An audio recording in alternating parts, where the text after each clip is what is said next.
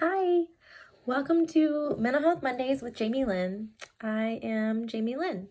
So, this week I want to talk to you about depression. We're in a new year. 2020 was a really long and hard year. 21 doesn't have a whole lot of promise starting out. I mean, we do have a vaccine coming, but life looks a lot different this year. New Year's is going to look a lot different for a lot of people. And so I want to talk to you about depression. And I will tell you, recently I was diagnosed with depression, just mild. It's something that I've never been prone to in my life. So when I noticed some changes, and because of my background in my career field, I definitely recognized that something was going on with me and I needed to talk to my doctor about it. So I did. And so we've talked and we're doing what I think is right for me, which is some psychotherapy, counseling, and Prozac. I take medication, and I'm okay telling you that because I think that's the whole point of my series, right? Is to talk about mental health and to take away some of the taboo and normalize these discussions. And I've talked to my peers at work and my friends about it, and there's a whole lot more people out there with depression than many of us realize. According to the World Health Organization, there's 264 million people globally that suffer from depression. Now, I do want to run over, there's different kinds of depression, and depression, the root is different for everybody. No two people are going to suffer the same. So just know that. And you may or may not identify with some of the things that I'm going to talk about today, and that's okay. But if you still think that it might be something that's going on with you, talk to your doctor. They are the best person to go to. But talk to your friends too. If you're really nervous, talk to your friends, talk to your family. Make this a normal conversation. So we have, different types of depression. And this is the National Institute of Mental Health is where I got this information. So you can fact check or resource check me. There's the persistent depressive disorder, which those are people who have had depression for about 2 years. It's a long-term disorder. There's postpartum depression, PPD, we call that. That's more than the baby blues. New moms have that, and it's pretty darn common. And that's one thing too, that'll be a later video. We need to talk about moms with postpartum because unfortunately the suicide rate among moms with postpartum depression is just too high. I mean, one is too much, but there's enough that there's a rate. Anyways, there's psychotic depression, and that's when a person has severe depression, and then often some form of psychosis. Sometimes that involves going to the hospital, and that's okay. I have some normal, functioning, healthy friends who are professionals that go through psychosis now and then, and they go and they get the inpatient help that they need, and they get more tools to help themselves cope, and then they're back at it. My website just changed on me because I am reading. I don't have all of this memorized. I will just say, if you are going online looking for information, check your sources. So like I said, today I'm going from the National Institute of Mental Health. They kind of know what they're talking about when it comes to depression. So anyways, there's seasonal affective disorder, or called SAD.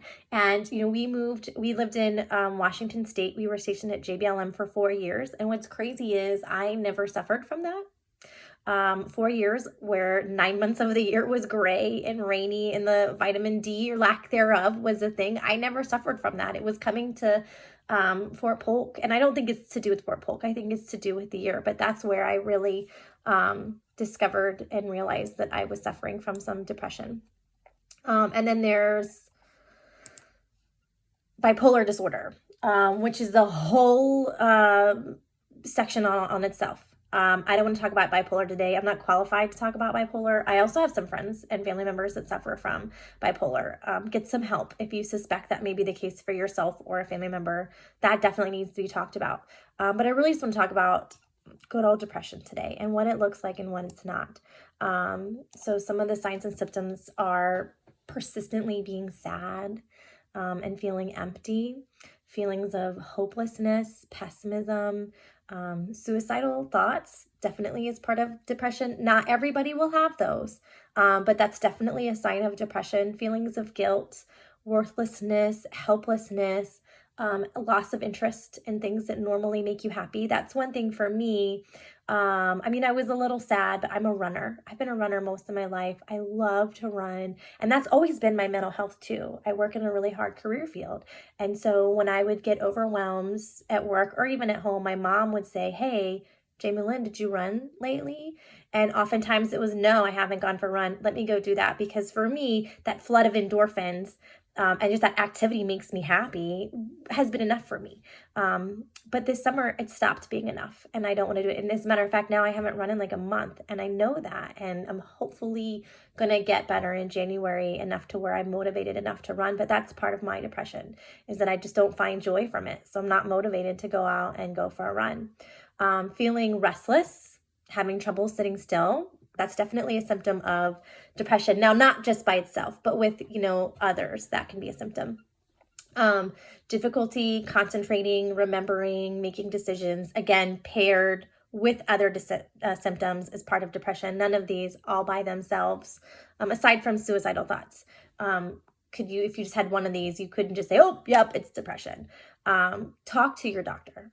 That's the really biggest thing. Talk to your doctor, talk to a counselor.